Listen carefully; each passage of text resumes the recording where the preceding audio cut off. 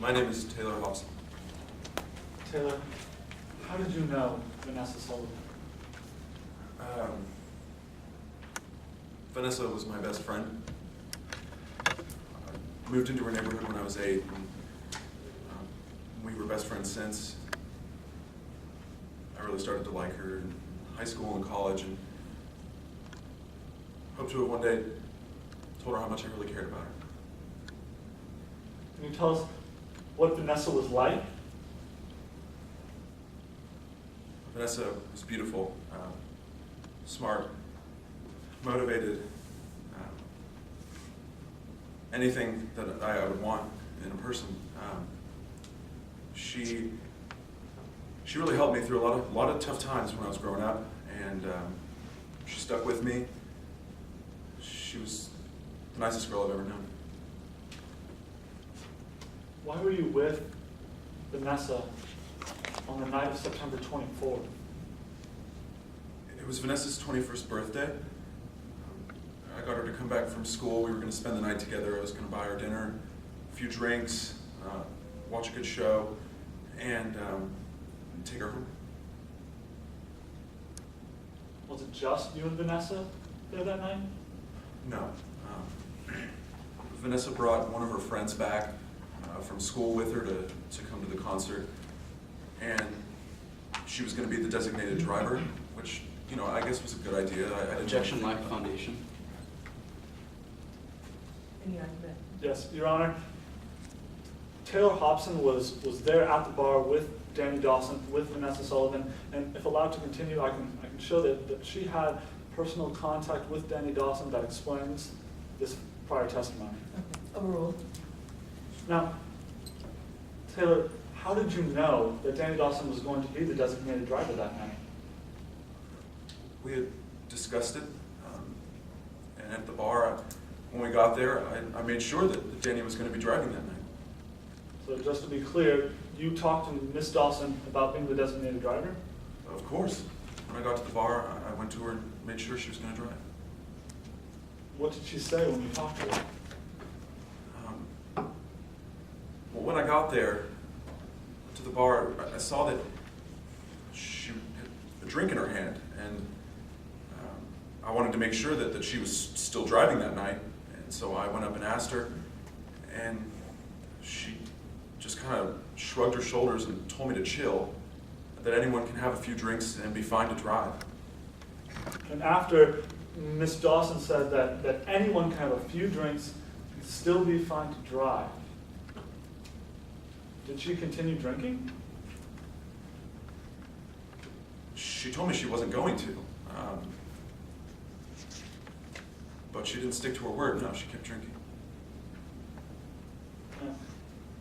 What happened after you and Vanessa arrived at the bar? When we got to the bar, after I talked to Danny, we then went to our table, and that's where Danny really started ordering drinks. Can you tell us, what drinks did she have that night? After I got there, when we just sat down, she ordered a straight whiskey, followed by a round of shots, and then chased it all with a beer. That was before the band even came on. Did Miss Dawson continue ordering drinks that night? Yes. What else did Miss Dawson order that night? Well, she ordered a round of whiskey and ginger ales later in the evening. The bartender sent 3 over, 1 for me, Vanessa, and Danny. I don't drink whiskey. Vanessa doesn't like it either. Sure enough, they ended up empty in front of Danny. After those drinks ended up empty, did Miss Dawson continue ordering alcohol? Yes. What did she order?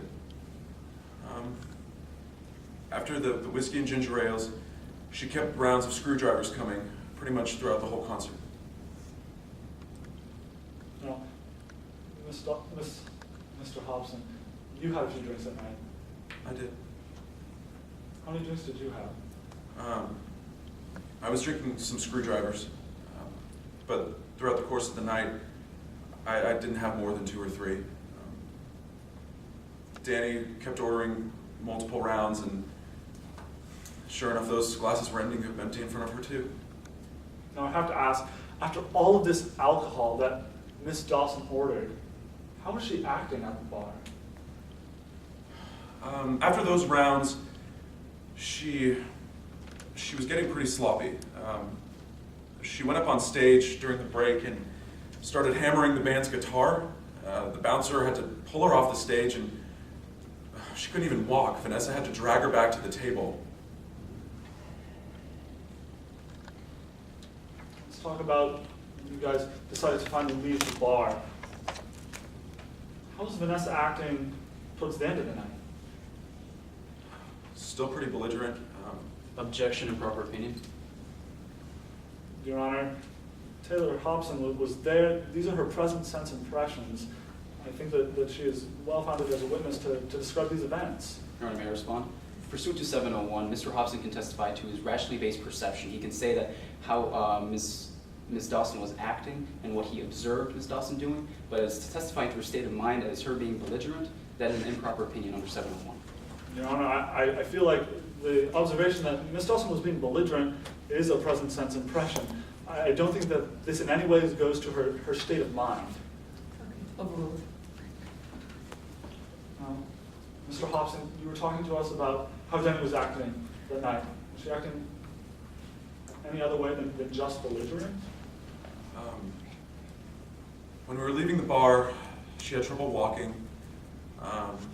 She kind of stumbled to the car, was really loud, slurring the words. And when we got to the car, she reeked of alcohol, stale beer, and liquor. Now, was there any other type of transportation you could have taken that night? Yes. Can you explain to us? There was a taxi cab right outside the door. But Danny refused. Now, you said that you went to the car. I have to ask you, Mr. Hopson, why did you get in the car with Danny?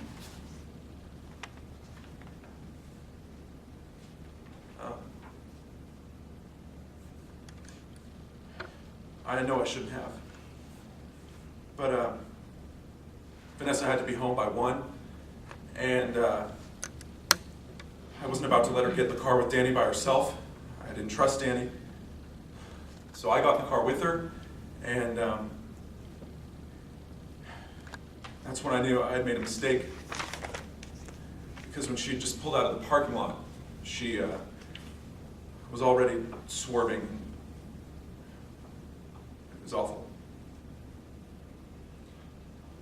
Now, Mr. Hopson, before Danny did pull out of the parking lot, did she do anything in the car?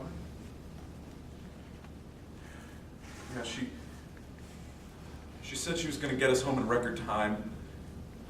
Told me to pull out my watch. She even pulled out a radar detector to get us home faster. Taylor, how was that ride home? Well, for about, I'd say a mile, we were on Canyon Road, and the radio was up pretty loud. She really started speeding, and the speed limit's 35, but it felt like we were going much faster. Objection, lack of foundation. Your Honor, again, this is just Taylor Hopson's present sense impression. He's not said a speed, he just said that he felt like it was going faster. Your Honor, Mr. Hopson can lay some kind of foundation as to how he can tell that they're actually going faster than the speed limit. Okay, sustained. Motion to strike. Granted.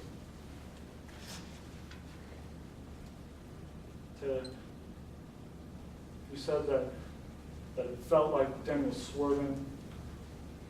Can you continue to tell us what that ride was like in the car? Yeah. When she swerved, me and Vanessa screamed at her a bit to get back on that road. But after I asked her to do that, after I asked her to slow down, she wouldn't listen. She just kind of laughed at me and went even faster. And that's where she started Objection swerving. again to lack of foundation. Your Honor, Taylor Hopson was in the car. Taylor Hopson has been in cars before. I think he has enough foundation to talk about what it felt like for him to be in that car that night.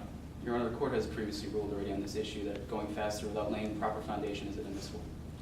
Your Honor, may I respond? Mhm. The court ruled earlier that Taylor couldn't talk about going faster, but this is different. This is him talking about Denny swerving. This is him talking about asking Denny to slow down and Denny not. This does not have to do with the previous objection. Okay. I'm gonna overrule this one. Now, Taylor, as you got to the accident, you lead us through that series of events that happened. Yes.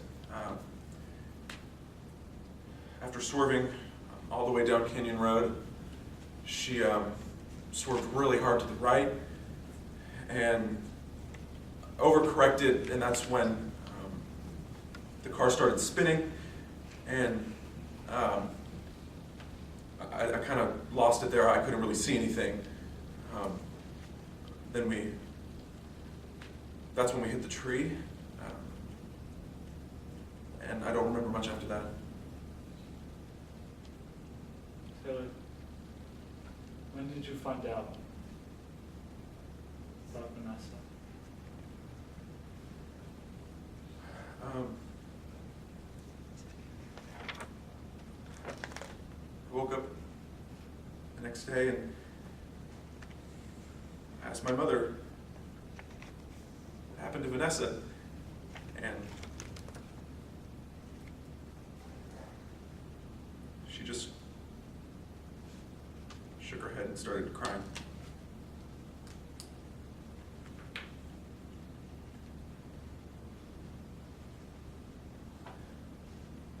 Pass the witness.